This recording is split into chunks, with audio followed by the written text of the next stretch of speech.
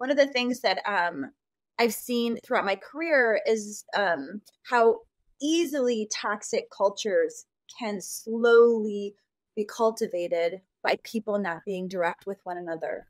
And so that for me, I wanted to nip that early and say, we respect each other enough to be direct with one another, to communicate clearly and directly, and take ownership for what we should take ownership for. Welcome to the Executive's Edge podcast. Discover what gives today's most successful executives their unique edge and propel your business to new heights. Hey, Heather. So curious about, I look at your background and I see nothing but resilience. And I was just curious, you made a recent pivot to what you're doing maybe a few years ago, but what have you done? What kind of experiences, what kind of direction have you taken to build your resilient team? Okay, so my resilient team or myself, I can speak to both. But I guess personally, being resilient is just kind of part of my nature. I think as a young professional, being open to learning from others and really leaning into continuous improvement. And if you're willing to continue to learn, you're constantly iterating. So throughout my career, I have done that. And being willing to step outside of kind of the status quo and being open to being super creative, I think that has really pushed me throughout my career. And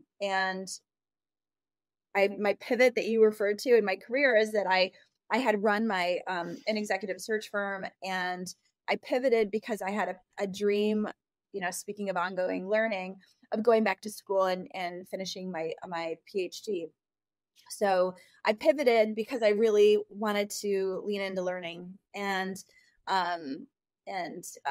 challenge myself in that way. So I went back to school and completed my doctoral program. And it was just at the end of that program that the idea of the business I'm now running came up, and the opportunity presented itself. So resiliency in learning, resiliency in embracing new challenges has definitely been all throughout my career and also my personal life. So it's Nice. been evident quite a bit. That's nice background. But So, Heather, if I can pick up on that, is this your first time owning a business, being involved as an entrepreneur, coming from a corporate background? So no, so I started my career in human capital, HR related roles and recruiting, talent acquisition. And then I left corporate America as my first really big push into being an entrepreneur was starting my own search firm, Grayson and Graham. I ran that for about 6.5 years. And it was at the end of that kind of time where I realized that I wanted to pivot and go back to school. So this is now my second entrepreneurial endeavor, running something that's entirely different, which is also just evidence of resiliency and learning. I'm running a tech company. Outstanding. Paul, your experience is a little bit different. I know it's a very long tenured organization. You've gone through changes. I think you had a partner for a period of time, and you've gone through a lot of leadership changes. Tell me a little bit about the resiliency you've gone through in the period of time you've had the business and the transition. I believe it's you're a second generation owner of that of your organization, Sure. Datasmith. Yeah, thanks, Rafi. Transition. Well, again, I was a young man starting in a family business, and coming in unsure. I had only worked two years at a previous company, straight out of college. So is that enough time to gain any experience? Probably not. And I truly believe, even to this day, experience matters. What you learn from your experiences in life as you go along, decisions you've made that were correct and decisions that you made were maybe, didn't hit the mark or got you to where you needed to be. But the resiliency is to don't give up. A lot of people talk about that. You hear that people say, hey, I had a dream, I had a focus, and I was determined to get there. And nothing has been more relevant in my life to say, I have a North Star and I march to that North Star every day.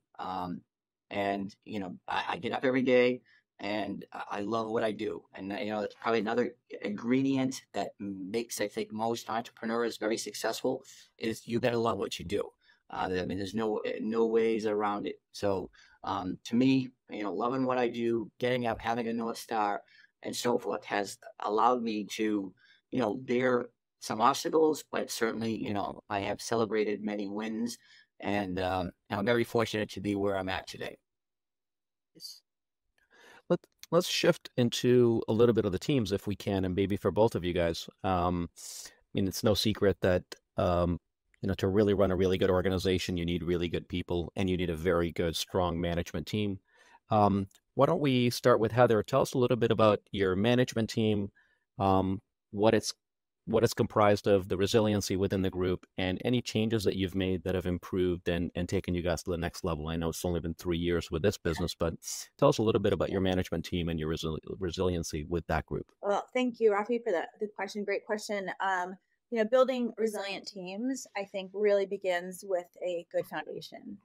And one of the things that was really important to me when I started this business was that we identified early on, Paul just mentioned North Stars, like what are our core values? So identifying as a team what we believed in and making sure we're hiring to those shared passions and, core values and our a shared foundation.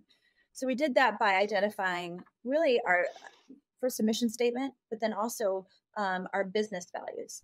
And how we defined those early on, really very early on, was through 5 different traits. So I remember it by saying DMPC squared. So D is directness and communication. M is mutual respect. P is personal accountability, personal responsibility. The first C is collaboration, and the second is continuous learning and improvement. By establishing this foundation as a team, it really fosters an environment of trust and accountability, which is the kind of like the fertile soil for resiliency.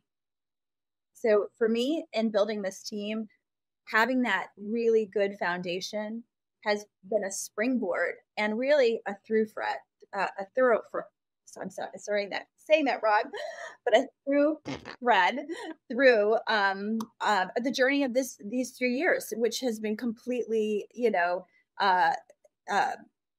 challenging in so many ways. We've overcome a lot of things, and I think it's because we were able to overcome our challenges because as a team we were aligned early on in our core values, and we're able to be resilient because of the trust that we had built. Paul, I've got a question for you about earlier you shared with us that you're an EOS run company, as is Sales Acceleration. When it comes to people working with each other, collaborating, facing obstacles, and elevating others above them for the team's purpose versus individual gain, can you share your experience of how you're handling it, especially from an EOS perspective, because that brings people together to communicate and identify obstacles? Sure. Yeah, Scott. Well, again, Heather, phenomenal what you just said. I mean, those are the 5 dysfunction of a leadership team, basically, in a nutshell, right? So, great book for those that are looking for a great material. But it's certainly early on, and that's a book that we read as a team. RPRS, we call it right person, right seat. You don't ever design a position for an individual. You design it in your mind as to the roles, responsibilities of which you want.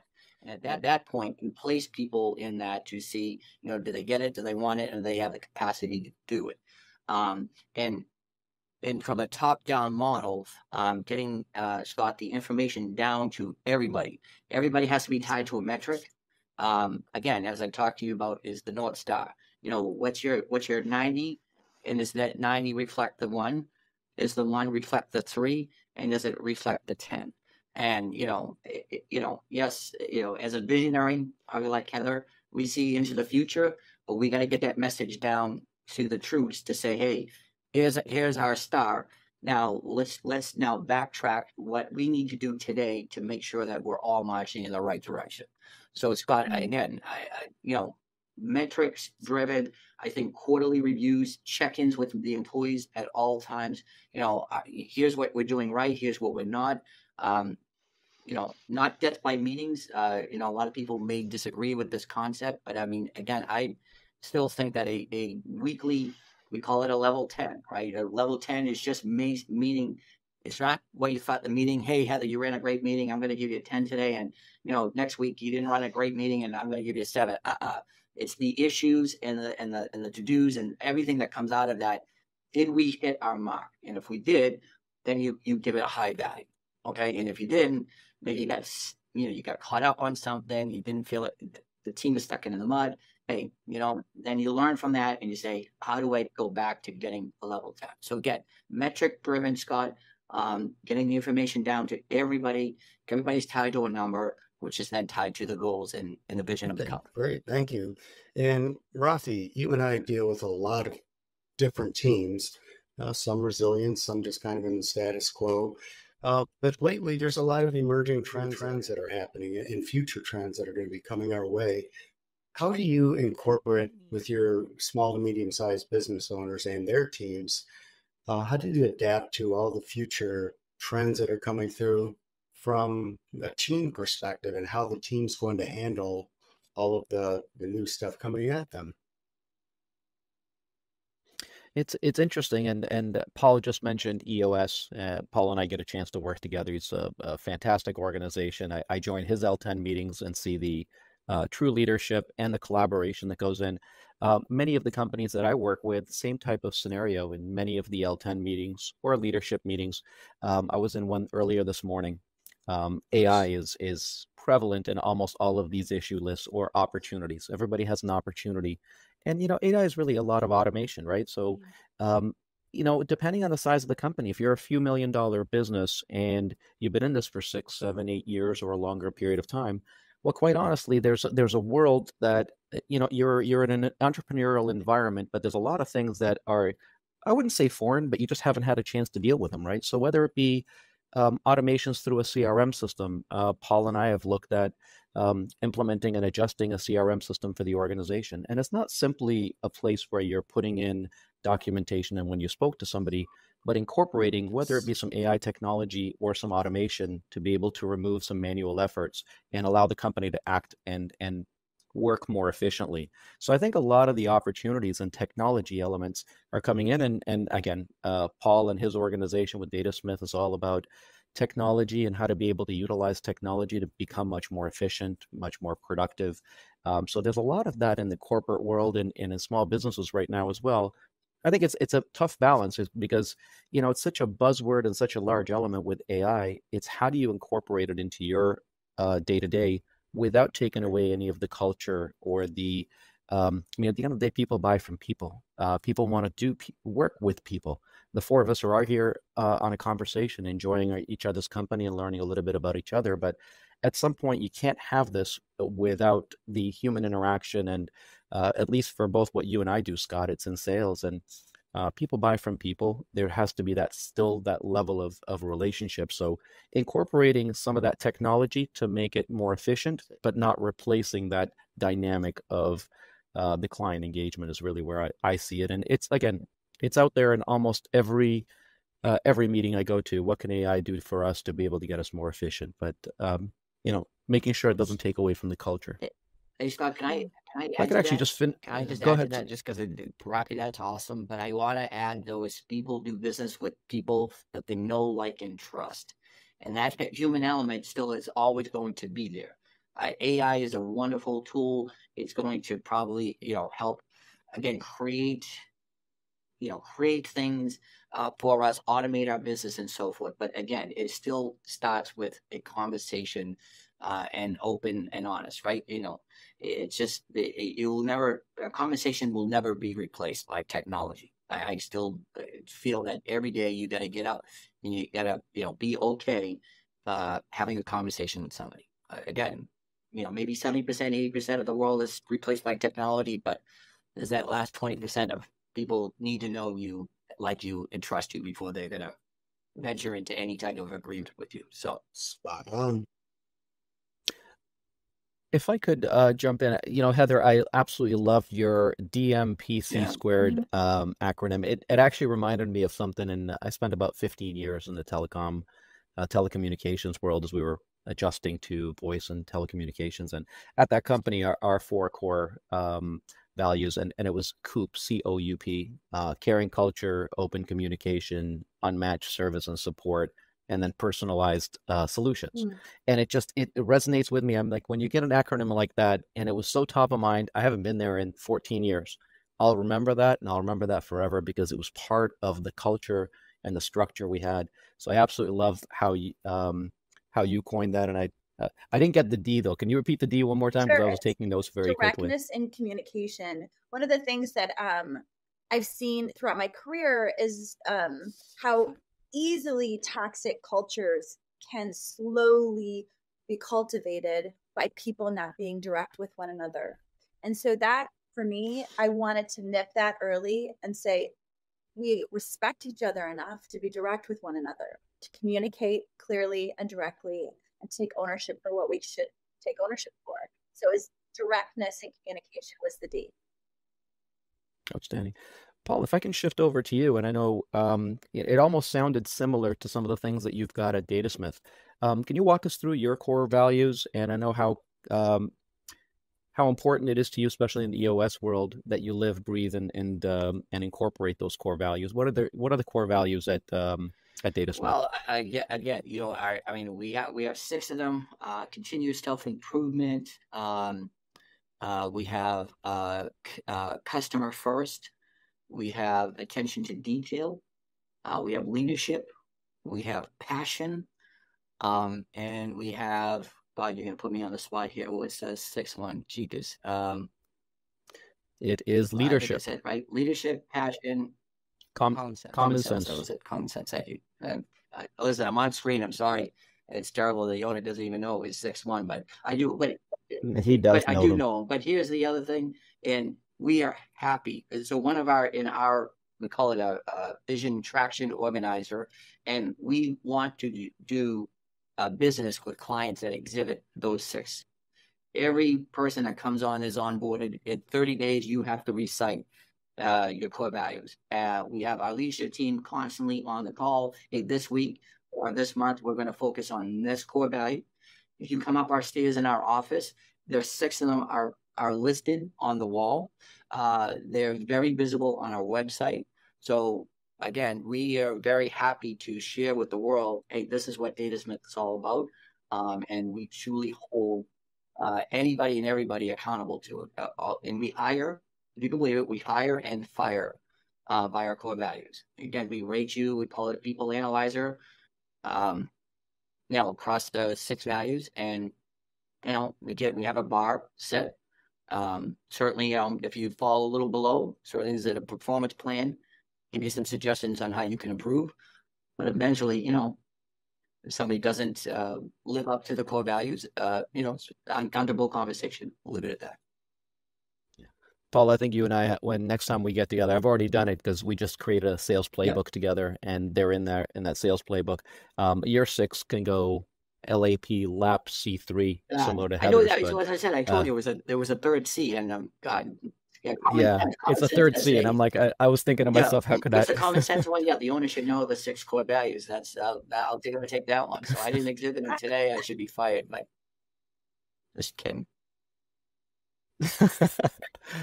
Shifting gears for a second, I know we went through an interesting time a couple of years ago, right? Probably around the time you started your business, Heather. We had this little thing called the pandemic that turned the world upside down. Maybe I'll start with Scott, because I know that you had started your practice around that period of time and working with clients. How did the pandemic impact you and your practice and the clients you're working with, and how did that shift begin during the pandemic and then post-pandemic coming out of it? As far as the pandemic's concerned, there was a lot of negative, obviously, that took place, a lot of shutdowns, but positive came out of it as well. I was launching my business during the pandemic, and I do get my business on referral, and I was able to have a lot of discussions via Zoom, but it's not the face-to-face that I demand and that I really like to do. But what it did was, everybody knows that virtually meeting people is more acceptable. And talk about resilience. This is something that really has been implemented that to make people shift because of the environment. And having virtual meetings did open up the playing field, if you will, for customers. I have quite a few, like in my backyard. I do meet them face to face, but it does give me an opportunity to work with customers virtually in other states or even across the Atlantic into Europe. It's a well accepted practice, and the business owners that I work with that are strictly virtual. I've had a couple just say, "Hey, Scott, I don't want to affect you. I don't want to step on your toes here, but I don't want to meet you." And that's just something that's just kind of it's a given that some people just really would like to get efficient, be virtual, and get to the point right away. But there's nothing that will replace face to face, in my opinion. But what it does do is it just saves on hopping on a plane and a lot of time when people just want to get to the point and be efficient. Yeah. Outstanding. Heather, how about yourself? Same question as you started your business during this period of time in post and pre-pandemic. Gosh, there's so many challenges as we were starting, just as people were going back to work. It's just been 3 years. So, as you were talking, I was thinking about a quote that's been really meaningful to me in the last 3 years, and I think is important as far as the entrepreneurial journey, but also speaks to resiliency. And it's an Amelia Earhart quote, and I'm going to paraphrase it a little bit. But she says, the most difficult thing is the decision to act. You can do anything you want to do. Fears are paper tigers. And the journey, the process itself, is its own reward. And I found the most difficult decision when you start a business is just getting started. And there's so many unknowns. There's so many fears that are real and perceived that with grit, with persistence and resilience, you can really overcome just about anything. And I found that to be consistent with trying to solve problems from a technological perspective that we've done over and over again through our journey, but then also raising money in a time where VCs shut down, essentially stopped lending to small businesses that were pre-revenue during the time that we started. And so we had to iterate and think outside of the box and figure out how are we going to fund this business. The CEO and myself both funded the MVP and the initial product. But beyond that, we needed to raise money, and we had to do it in a way that was definitely untraditional. And it was really through friends and family and through the relationships. We've all talked several times about relationships on this call so far, the relationships that we built throughout our career and leveraging those. And we raised $5.3 million in 30 days during one of the hardest times at the tail end of the pandemic to raise money. And it was because of the trust that we had built with people throughout our career that we were able to do that. And so sometimes those fears are paper tigers and sometimes they're real and you have to go to battle. And that's really what we've done to survive. That's fantastic. Shifting over back to Paul here, I know we briefly touched on it, but I know how proud you are of the team that you've developed, the people that are there making you look good every day. Again, I've had a chance to experience it firsthand myself in meetings. Tell me a little bit about the dynamic and the revolution to a degree that you've gone through in your leadership team and how you've gotten to where you are now, what you value about that leadership team that you've got in your organization. Oh, sure. God, yeah. Rafi,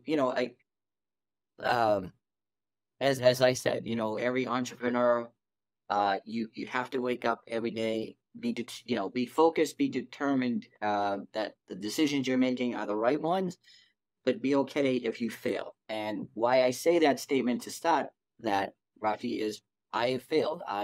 Again, there were certain individuals that, again, I thought were the right people, right seat for the jobs that I had posted. And again, they had the know-how, the knowledge to do it and experience. But, once you start getting going and again, metrics and things like that, there are other things that you factor in. Those individuals, unfortunately, didn't pan out. I'll leave it at that. I really, I have nothing ill to say about anybody that has been a past employee here at Datasmith. We try to treat it like family. But certainly, there was some tough decisions along my journey the last, 5 years as I really, really worked on this leadership team. But, fast forwarded now to today. I mean, trial by fire, Rafi. Heather, maybe the same thing. I mean, just I mean, I'm not throwing darts at a dartboard. I mean, again, everything is done. Maybe I have to take it back. I have to look at the roles, responsibilities. Is it too much? Is it not enough? Are the numbers right that I'm measuring them by? Do I have to look at other areas for experienced leadership team people to come in? But boy, I'll tell you right now, it is something special. And Heather talked about it a little bit earlier about that trust thing. And one of the things that we learned over the last few years is the accountability piece. We were maybe a little soft in the accountability, like, hey, Heather, don't worry about it. I understand you didn't get that done. Hey, thumbs up, friend. We'll catch you next month.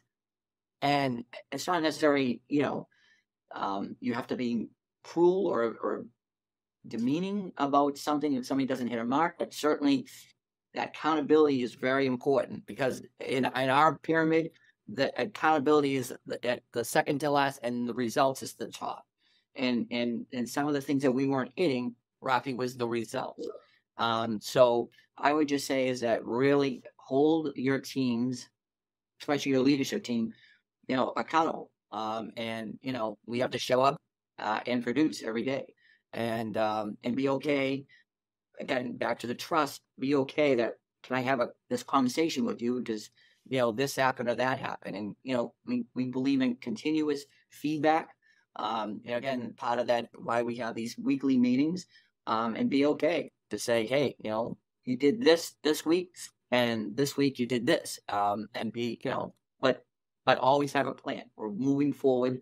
And this is how we're going to correct it. Maybe it was a process needed to be tweaked. Maybe it was, an employee, maybe we need to, again, bring them in, performance plan, whatever the case may be, but be okay. So I think, Rafi, through the years of doing it, trial by fire, practice, and so forth, does make perfection. And I really do feel today Datasmith has perfection in all of our teams. I mean, even, not even to highlight just the leadership team, but it does start with a special leadership team. And I think then the employees feel that attraction and they know that they march with us. Great answer, Paul. I mean, I can see the passion that you've got, just even in the way that you're answering those questions about your leadership team. So that comes through. I've got two quick items. One, Scott, I'm going to come to you with a quick question here. And but before that, I want Paul and Heather to give some thought to something. One, again, I work with a lot of the EOS-based companies as well, and they do one thing unique here at the company that I'm at today. Over and above their segue and a couple of other things, they do something at the beginning, Paul, that I absolutely loved. And it's, tell me one thing you learned this week from a failure. Where did you fail and what did you learn? And I want the two of you guys to give some thought to, not just this week, but something you've done in your career in the past that was a failure of some sort and what you learned from it, what made you even more resilient. While you guys giving a little bit of thought to that, I'll go over to Scott. And Scott, you and I do something similar. We work with sales teams, and we're always looking at, KPIs and accountability and what you do for a living. Tell me a little bit about your structure, process, and what are some of the things you built for your clients that can help, identify and reduce the probability of a potential mishire and holding people accountable? Good question, Rafi. And setting up some infrastructure, a process where everybody is united together and working in the same direction really does reduce a lot of the chaos and a lot of the discontent that can happen with employees that walk into an organization that does not have structure. I will typically bring in other people to get their input first, and then I'll start laying out a workflow in their CRM from lead all the way to close, each stage along the way, and everybody's doing the same thing. It's a very regimented program.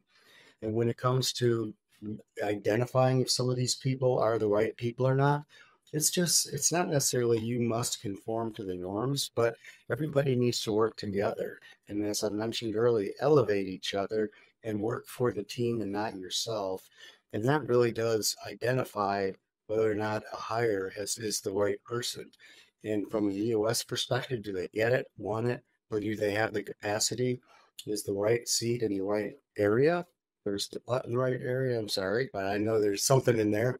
But actually, and if they're at a point where either they're not following the process or having to struggle with sales after a process has been implemented, you want to make sure the person has the right tools. Are they in the right department? Are they in the right, just in general, organization? And do they share the core values? And this was brought up earlier. If somebody doesn't share the core values of the company, that in itself is a reason to just try to get that person on the bus with them. And if they don't, maybe they're just not in the right seat, and you can either find another area in the company or exit the person. Yep. Either get the butt in the right seat or Yeah, get the butt exactly. right out. So let me go back, and Heather, see if you give some thought to an opportunity that you came across, learning from a mistake that or a failure that happened in the past. Sure. And actually, it goes well with what Scott just shared. So it's an example of resiliency, not just as an organization, but also as a good employee story. So what happened is, oftentimes with technology, it takes 5 times longer and costs 5 times more than you expect. And before we learned that lesson, we had hired in advance of our big launch, and we had overhired.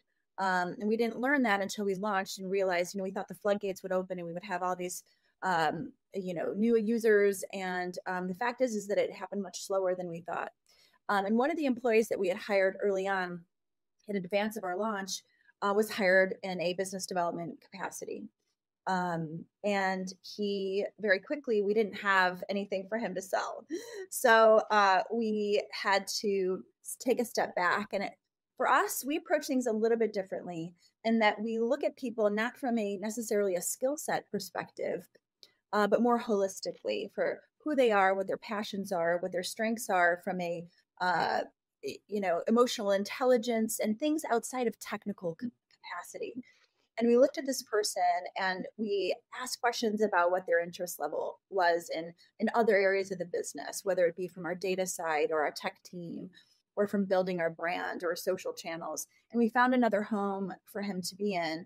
And he's iterated a couple more times, but he stayed the course. And I think resiliency and ability to be adaptable is a very high core value for us as a business, both personally and professionally. So it was a great example of an employee who was resilient through a very challenging time because we did have to reduce some of our staff, but he was able to adapt and lean into areas that were totally new for him, but he iterated and learned so much through the process and has now continued to iterate, is now on our marketing team. Nice.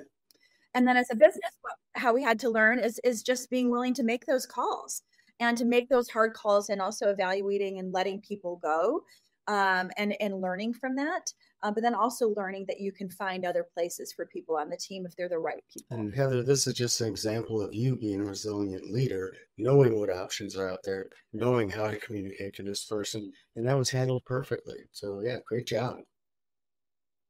Yeah. Yeah. Well, how about yourself?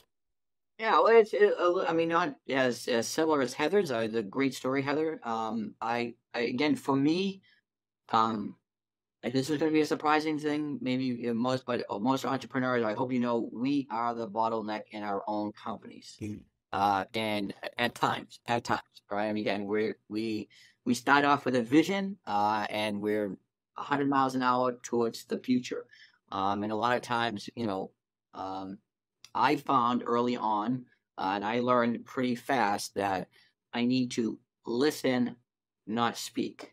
I need to coach, not do. And once I think there's a few others in there, but those are the two to me that resonate well. And once I became patient, empathetic, tried to find out how they were going to attack it, did a little bit of coaching, gave it back to them, and let them come off. I think that's when I started to see better results, and better performance from the team.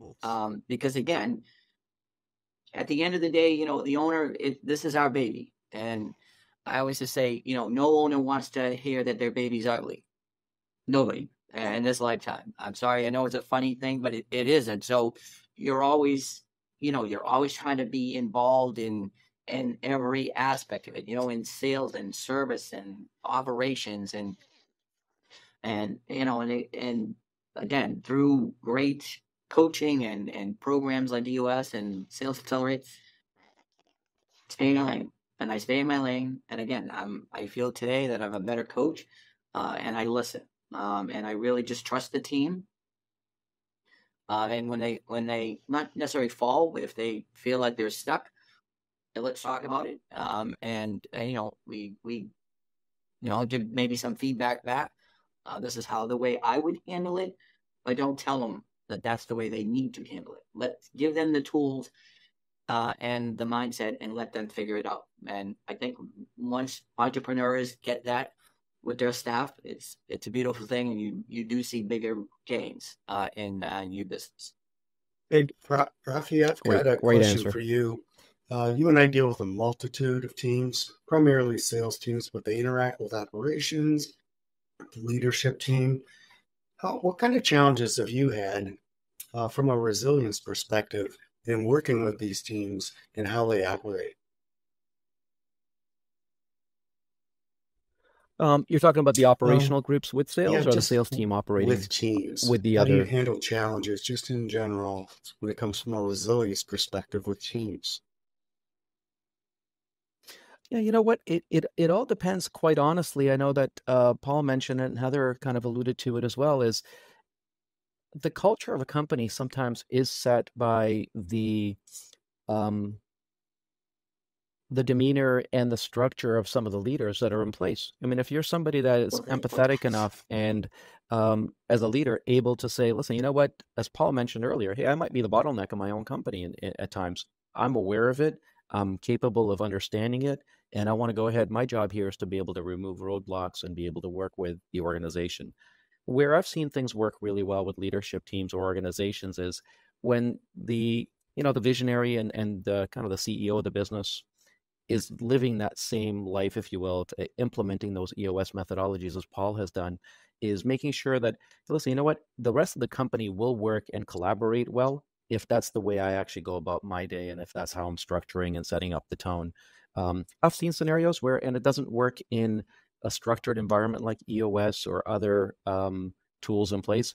If it's, hey, here's what I do, and all of you guys just follow suit. It's my idea, my recommendation, and if that type of an environment is predicated in the organization from the leader, the rest of the organization will follow suit, and it'll be the exact same structure. So, many of the groups and the companies I work with, those are some of the things that I'm looking for in opportunities. I'm looking for a company that's looking for someone to enhance and grow on top of something that's working. If the basics are there and the roadblocks are there, it works for me.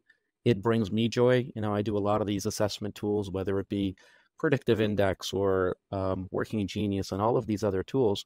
It all tells me the same thing. I reflect back, and it's what brings me joy in my day to day.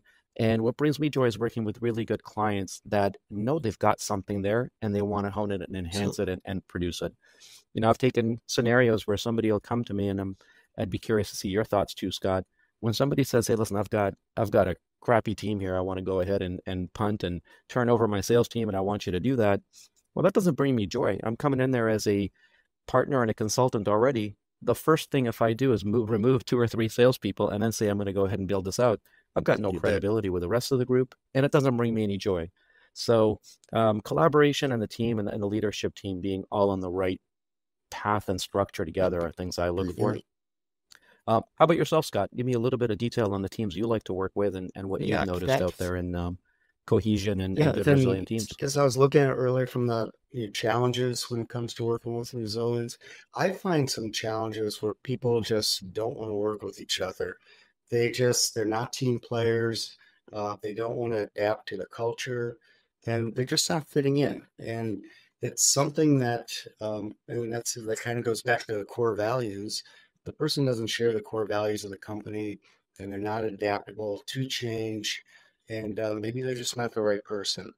But getting people together to work with each other in unison for the same goal, as Paul mentioned, for their North Star, the company's North Star. If you've got an employee that's going for the West Star, okay, maybe try to get them back on track, but that's not usually not going to be very easy to do. And it's just something that you just got to make sure it's the right people with the organization. To your point, Rafi, that does not give me joy. At the beginning, I have come into some businesses where they want me to just kind of be the hatchet man from the beginning, but I have been brought into organizations and you find you got to collaborate with the people, understand the situation. And many times you don't have to do anything. Maybe the people need to be guided in a different direction that is more in unison towards the KPI that companies, and maybe they are a good fit, but they just weren't managed properly. So that to me really gives me joy when I don't have to eliminate people when they truly have a shot at a kind of different goal within the company from a increasing revenue perspective. Yeah. Well said, Scott. In the little bit of time that we have left, I wanted to kind of talk a little bit about how to round out your team. Shameless plug for us. Obviously, Scott and I are both in a fractional capacity, and that seems to be picking up quite a bit, especially for companies both your size, right? It's not from a revenue standpoint, but the number of people and how scarce resources are and hiring full-time resources. So tell me a little bit, and Heather, I don't know you as intimately well yet, but tell me a little bit more about how you've been able to round out your team and use resources like shared resources or anything that's helped you enhance and kick up your organization. Sure. A couple things I'd like to hit on around that topic is first, being flexible and adaptable means sometimes leaning in and leaning out of working with contractors, small leadership. And we have done that throughout our journey. Contractual relationships, consultancies, that's a really great value add for our team as we need to lean in and ramp things up, and then we can pare back.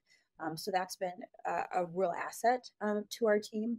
But when you think about hiring to these core values and building resilient teams, I think that is really built in a very strong vetting process. So what that looks like for us is that early interview process that includes other team members where you're interviewing to those core values. And then once you've made a decision and hired a team member, then how do you keep those core values alive in the day-to-day tactical and practical work? How do you drive accountability? How do you drive resiliency throughout? And I find that keeping those values alive in our weekly meetings, having accountability built into how we review our progress weekly, so that everybody knows what everybody else is doing and we're able to lean in and support one another, normalizing failure, allowing people to fail quickly and learn from those failures. All of these things working together bolsters our core values and builds resilient teams. So it's about, yes, adapting and having those outside consultants and fractional leadership come in as adjuncts, but then also building teams that can flex within the work as it ebbs and flows, but then they are also communicating well and aligning to the values from day one in the interview process through, working together for years. I got a quick question for Paul. It's kind of in the same context of the question went to Heather. How do you round out your team? We know that you have gone a fractional route by bringing in Rafi from Sales Acceleration. Do you utilize any other fractional CFOs or operators or operations or any other teams that to come help you? Sure. Yeah. Great questions, Fine. Kind of like Heather. Again, awesome answer. I love your answers. I feel aligned with you in your how you handle your company is similar to how we do ours. But Scott, I believe in coaches. I really do. Outside of the great work Sales Acceleration has done, Rafi, not only has done a great job, but we've become very good friends. And I've always felt that is very important. Not necessarily you have to have the friend labeled on a working relationship, but I think it really does, help. because we can actually go outside the business and kind of get to know each other. And so then when we come together, again, it aligns to what Heather was saying about, the trust and the values and all that other stuff. But to answer your question, yes. I mean, I've had a fractional CFO. I've had a fractional operation. When, we had an operations person building the leadership team, wasn't, right person, right seat, but again, so early on, Scott, in that journey, and he was a 10-year friend. So it makes those decisions very hard for an owner, right? So rather than just saying, hey, this isn't working, kind of brought somebody else in to see, was it me? Bring somebody else in to help. But certainly recruiting.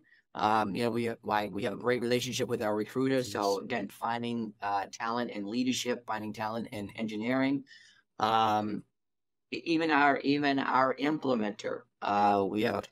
We've had two great implementers. First, I call her our mother. She really was our mother. For 2 years, Scott. This woman, God bless her. She earns every stripe, and she's moved on to bigger and better things within the EOS world. But we were one of her first clients, and this isn't easy. This isn't easy.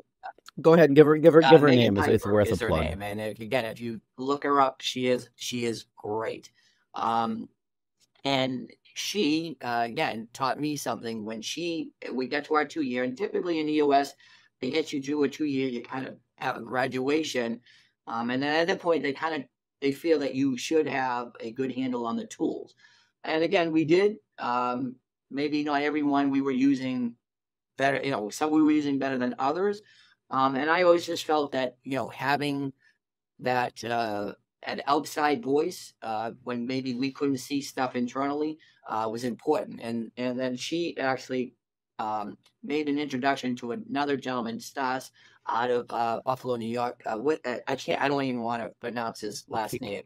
But Stas out of Buffalo, New York, look him up. Great. And Scott, my final message on that is, although the message is the same, she came at it one way. I think more of a mother nurturing thing, and she really taught us the program. Stas uses the same principles, the same terms, same worksheet, everything. But he attacks it differently, and I think that was once we learned it.